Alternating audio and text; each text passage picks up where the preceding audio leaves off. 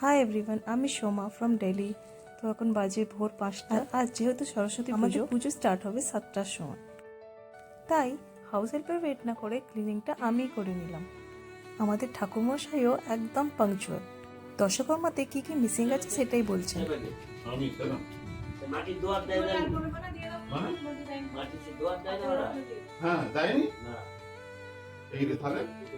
আর সবাইকে একটা একটা করে কাজ দিয়ে দেওয়া হয়েছে। ঠাকুরমশাই ঢোকার সময় জয়কে কিছুক্ষণের জন্য এখানে বেঁধে রাখা হয়েছে। খুবই দুষ্টুমি করছিল। আর তার কিছুক্ষণ আগেই বাইরে বৃষ্টি আরম্ভ হয়েছে।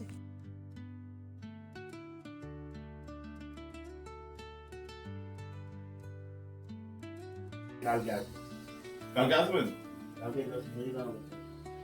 আচ্ছা ঠিক আছে।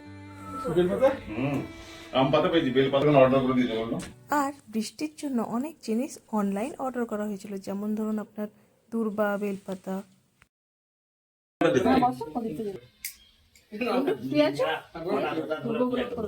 ঠাকুরমশাই যাতে দেরি না হয়ে যায়, আমি তাই সবাইকে একটা একটা করে কাজ হাতে দিচ্ছি। আর এইদিকে একজন জগডম্বর গাছের ডালই ভেঙে নিয়ে এসেছে।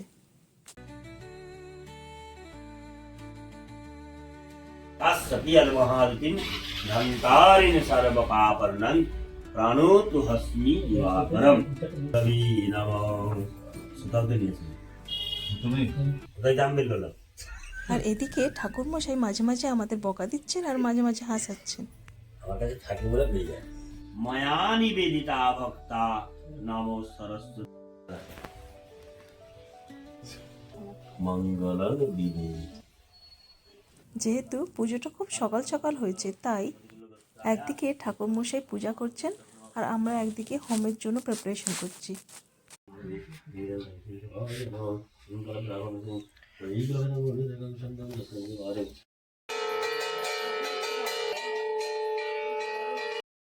আর এইখানে টিয়া ট্রাই কালারের একটা ওড়না নিয়ে এসছে মাথায় দেবে বলে।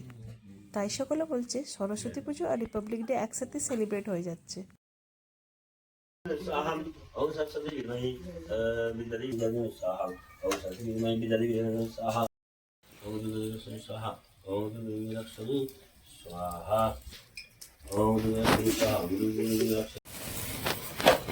যে কারো বাড়ি খাইনি, ওই তো বিয়ের বাড়িতে খাবে তো।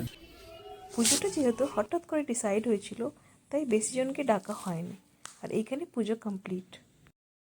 9:30-র মধ্যে পুজো কমপ্লিট হয়ে গেছিলো।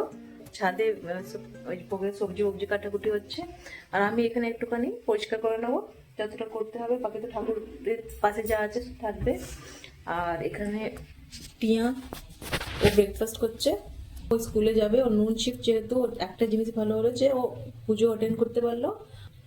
স্কুলে ওর অ্যাসেম্বলি আছে সিঙ্গিংয়ের, তো এই পায়েসটা আর চাটনিটা আমরা বানাচ্ছি। বাকি খিচুড়ি আর ছাঁচড়াটা ওপরে হচ্ছে, মোটামুটি হয়ে এসছে। পায়েস আর চাটনি, কালারটা খুব সুন্দর এসছে।